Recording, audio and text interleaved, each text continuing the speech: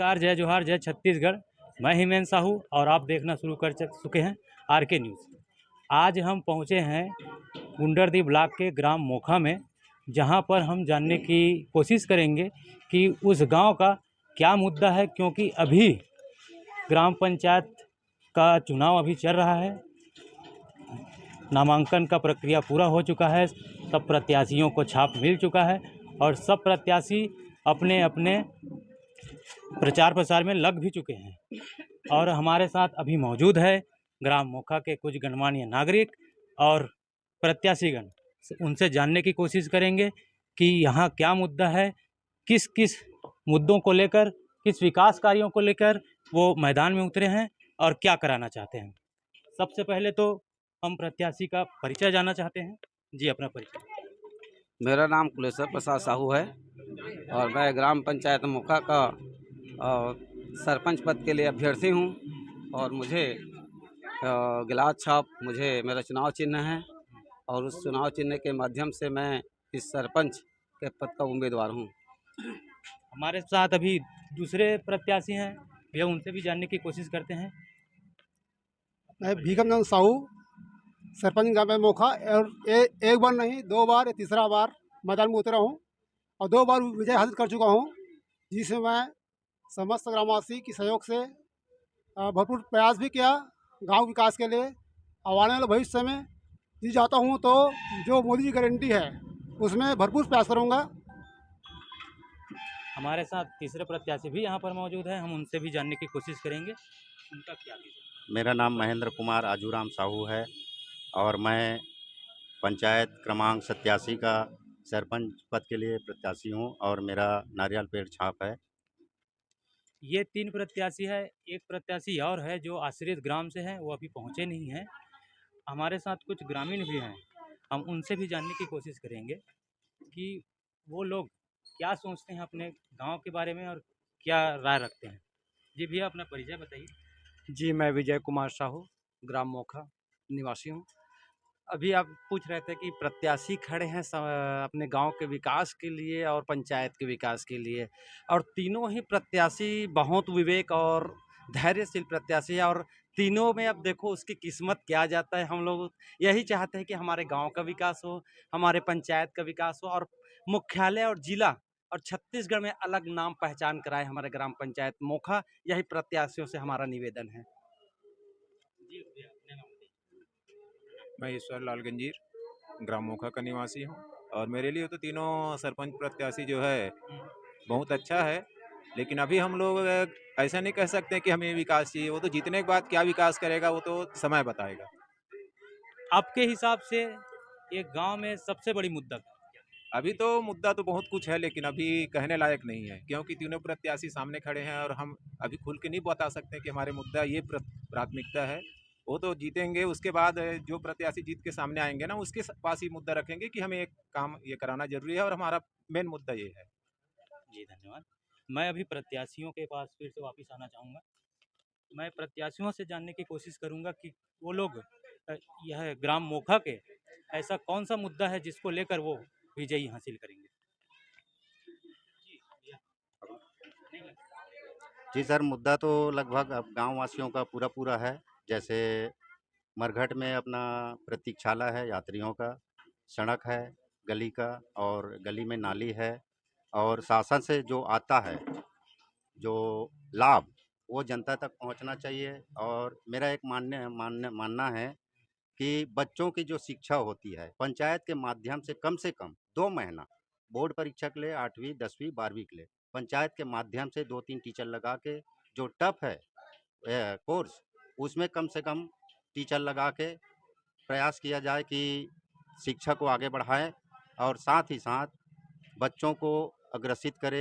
Main शिक्षा होता है हमारा और बच्चे हमारे भविष्य होते हैं, हमारा खुद भविष्य है। हम बच्चों के भविष्य में डिपेंड करें और ये प्रयास हमारा रहेगा कि बच्चों के पढ़ाई के लिए पंचायत के माध्यम से परीक्षा के नज़दीक में 2 महीना कम से कम अतिरिक्त टीचर का प्रशिक्षण के तौर पे सुबह शाम 1-1 घंटा पंचायत के माध्यम से होना चाहिए। और हर विकास में मैं तो कहता हूँ चुनाव तक लोग साथ देते हैं। मेरा मानना है कि चुनाव के बाद जो लोग साथ दे सरपंच का, क्योंकि आजकल तो रास्ता भी बहक जाता है, लेकिन बहकने वाले को जो रास्ता दिखाए, ऐसा मैं गाँव वालों से विनती करना चाहता हूँ कि बनने के बाद भी सरपंच का दिशा निर्देश करे। जय हिंद, जय भारत, जय छत्तीसगढ़। तो भैया जी ने बताया कि इनके हिसाब से यहाँ का ये अपने हिसाब से शिक्षा को मेन मुद्दा लेकर चल रहे हैं, क्योंकि शिक्षा ही वो कड़ी है जिससे गांव का विकास अच्छे तरीके से हो सकता है। हम आएंगे दूसरे प्रत्याशी के पास, वो क्या चाहते हैं। गांव का विकास ये शासन की योजना है, मुझे गारंटी है और हमारा विश्वनाथ शाह जी की गारंटी है। उसमें हम खरा उतरने का प्रयास करेंगे। और सबसे मेन मुद्दा यही है कि हमारे गांव में सर्व सामुदायिक भवन, समरसता भवन और सभी घर नल, पानी और सड़क, बिजली, यही मेन मुद्दा है। इसे हम लाने का प्रयास भरपूर करेंगे। जी, प्रत्याशी हैं उनके हिसाब से मूलभूत की जो सुविधाएं हैं उनको जन जन तक पहुंचाना, घर घर तक पहुंचाना इनका प्रथम मुद्दा है। और वो इस मुद्दे को लेकर फिर से पंचायत में आने की कोशिश करेंगे। हमारे साथ है अभी तीसरे प्रत्याशी, उनसे जानने की कोशिश। जी, आपके हिसाब से क्या है?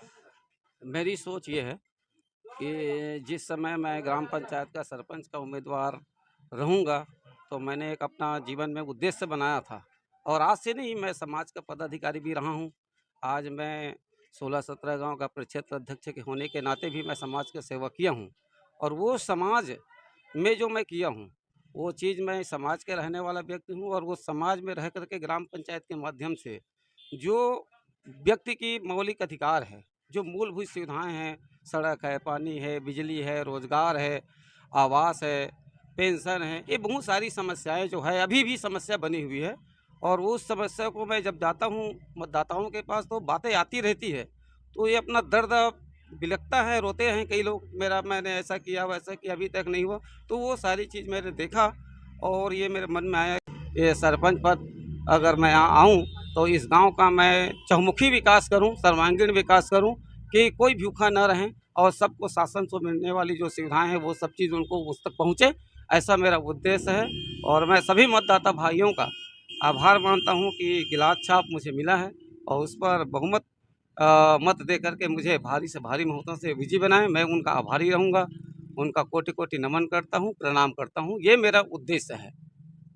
और मैं आज ये हमारे मीडिया के भाई आए हैं और उनका भी मैं धन्यवाद ज्ञापित करता हूं कि आप लोगों ने आया, हमारे गांव की समस्या का अपने मतदाताओं से जानने का प्रयास किया, पत्रार्थियों से जानने का प्रयास किया। इसके लिए मैं कोटि कोटि आप लोगों को भी धन्यवाद ज्ञापित करता हूं। जी, अभी हमने जानने के प्रयास किया कि जो यहाँ के प्रत्याशी हैं उन लोगों का सोच बहुत ही एकदम सरल है, सीधा है। यहाँ का ग्रामीण गांव का विकास यहाँ का मेन मुद्दा है।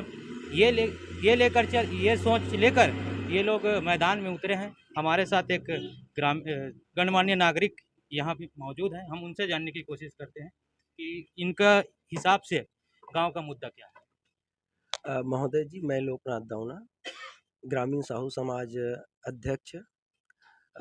मैं सबसे पहले हमारा जो गांव है, गौरव गांव ग्राम सम्माननीय इंदरमन लाल पटेल जो स्वतंत्रता संग्राम सेनानी था, उसके नाम से हमारे गांव को जो शासन की ओर से गौरव ग्राम का जो दर्जा दिया गया है, तो जो भी प्रत्याशी है, आप सबसे भी निवेदन है कि आप लोग जो भी जीत के आए ऐसा काम करें कि हमारे गांव का भी गौरव बने रहे। साथ ही साथ हमारे गांव को एक आदर्श ग्राम का भी दर्जा मिला था। तो इन आदरणीयों से भी निवेदन है कि हमारे गांव के आदर्श को बनाए रखेंगे।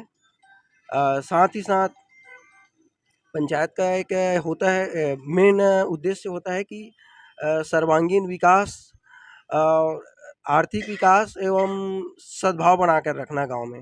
तो ये सबसे भी निवेदन करता हूं कि जो भी बन के आए, हम ये अपने कर्तव्य का सही ढंग से निर्वहन करें। बहुत अच्छी बात आदरणीय ने कही कि कोई भी जीते कोई भी, लेकिन अपने पद का निर्वहन बहुत अच्छी तरह से करे। बहुत अच्छी बात इन्होंने कही है। और इसी के साथ हम सबको बेस्ट ऑफ लक कहते हुए यही कहना चाहेंगे कि सब अपना उद्देश्य गांव के विकास के लिए रखें। कैमरा पर्सन तिलोक साहू के साथ मैं हिमेश साहू।